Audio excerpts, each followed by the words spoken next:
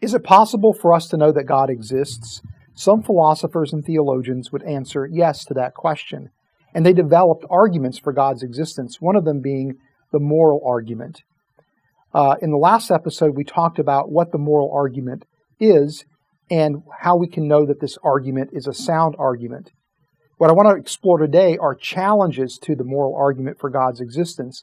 And to help with that, I'm joined by Christian scholar Dr. Travis Campbell. So, Travis, could you very quickly just review what the moral argument for God's existence is, and then we'll talk about some challenges to that argument. Sure. The moral argument is that if God does not exist, then objective moral values and principles do not exist. But objective moral values and principles do exist, therefore God exists.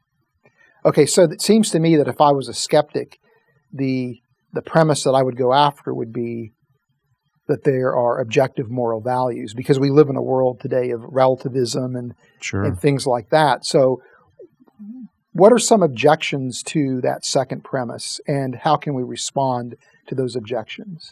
Well, the second premise, that objective moral values and principles do exist, just is the moral philosophy called objectivism. Moral objectivism affirms that there is at least one objective moral value or principle.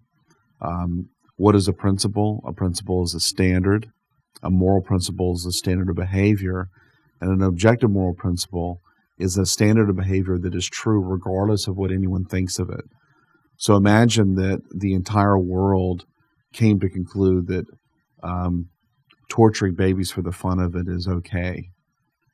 An objectivist moral standard would be one that, let's say, it is wrong to torture babies for the fun of it. It would still be wrong to torture babies for the fun of it, even if the entire world concluded that it was okay to torture babies for the fun of it. That's what we mean by objective moral principle or value. Now, relativism says there are no objective moral principles or values. So how then how does a moral relative justify that? So the justification for moral relativism is really threefold.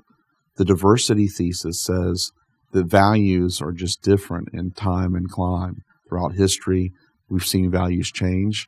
For example, humans used to think it was okay to have slaves. Now here in America, at least in other parts of the first world, to use an older designation, we've pretty much said slavery is not okay.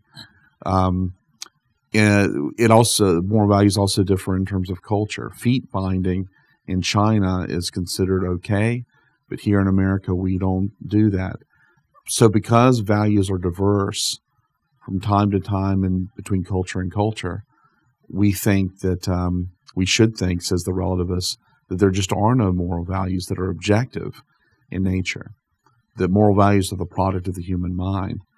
The dependency thesis is likened unto the diversity thesis because it points out the fact that you and I get our values from our culture. We learn right and wrong from our parents and from the schools that we went to, and really from the newscasts or from other kinds of media. So culture determines value, and because values are so dependent upon culture, they must be relative. And then finally, a third argument that you'll find in the literature comes from J.L. Mackie. In his book, Ethics, Inventing Right and Wrong, he gave what he called the queerness argument against the objectivity of moral values. If moral values are objective, then that means that there is this principle, say, do not kill, that just exists independently of any human knower, that's just floating around out there. Mackie says that's just bizarre to believe that such things just sort of exist just as objective facts, kind of like trees and rocks and stones, right alongside those things we have objective values out there just existing. And so these three arguments constitute sort of the case for relativism. I think it's very easy to knock all three of these down. The third argument is just a prejudice.